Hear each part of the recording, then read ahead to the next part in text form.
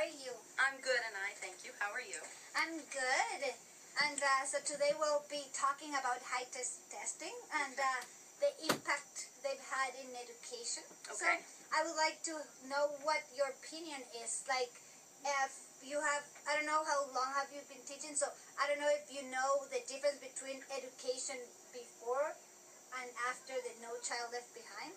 I actually got into education right around the start of No Child Left Behind. When I was getting my undergraduate degree in education, that was the talk. Everybody get ready for this new No Child Left Behind Act that's coming. So then, do you think that these testings affect education? Like now that since you have the idea of before a little bit, and how do you think they affect education? Oh, definitely. There's been an impact on education, I would say.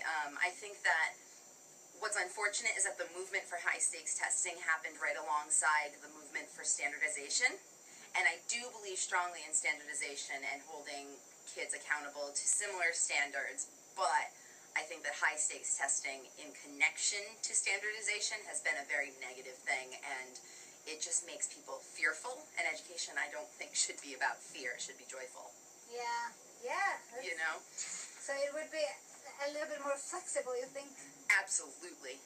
I think that it creates this anxiety in teachers and students for this high stakes testing, and I think it really I think it could be handled better. I think that what we do with the data from high stakes testing is so punitive, and it punishes schools, it punishes teachers, and rather than inspiring them to improve and get better, and I think that's why teachers get beat down in this generation. Yeah. And do you think that your style of teaching and others has been affected, and like how has it been affected by this test? I definitely think that it's been impacted, and for better and for worse. Yeah. I think that high-stakes testing has made people more aware, again, of standards and what it means to teach similar concepts rather than just what you like to teach, or I have memories from being educated in the 90s when there was lots of activities but not so much lessons and learning.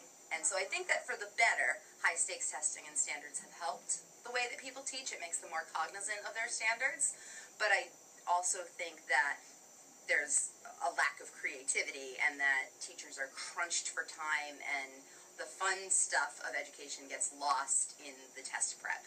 Oh, yeah, that's not good. No, not at all. I think it's sad. You want to be able to combine things and just to make a little bit of arts, mixed with probably the content that you need to teach. Yeah, I mean, life is full of tests, and you're never going to avoid them. So why not make childhood and education a little bit more fun and a little less about tests? Yeah. And do you think that would teachers be more effective without these tests? That's hard. I think the way the tests are currently structured, they don't really measure teacher effectiveness. So I think that the term effective is sort of falsified now, because you're considered effective if you meet certain standards or if your kids get a certain score. Yeah.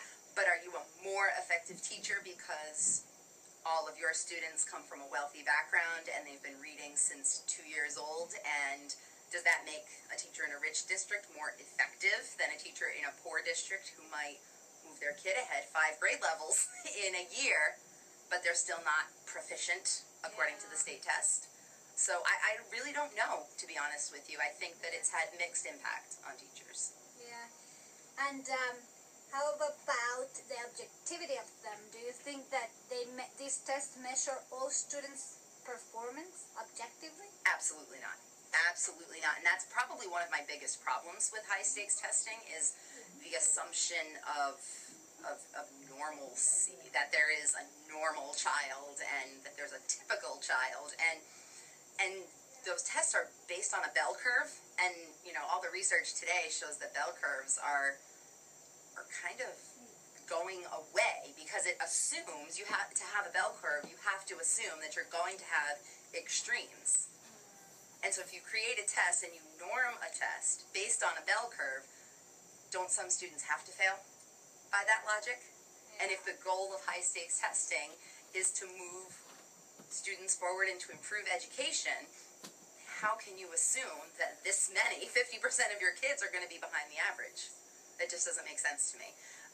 But more importantly, and I'm sure this is something you can relate to, the English language learning population in our country and all over the world, obviously, is just skyrocketing.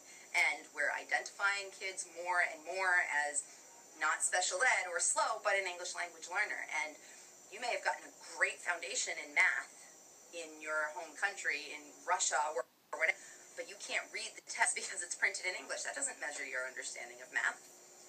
You know, it's all an English test, really, if you look at it from that perspective. Yeah. You know? Yeah.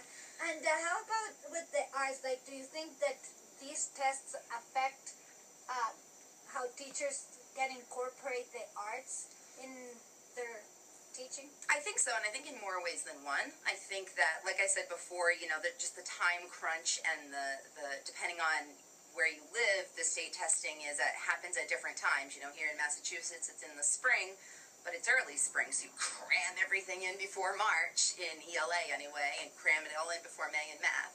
Or in Rhode Island, where they're in the fall, and you're really being measured against what the kids learned from the previous teacher, the teacher before you. So there's all these time constraints that are problematic, but also funding.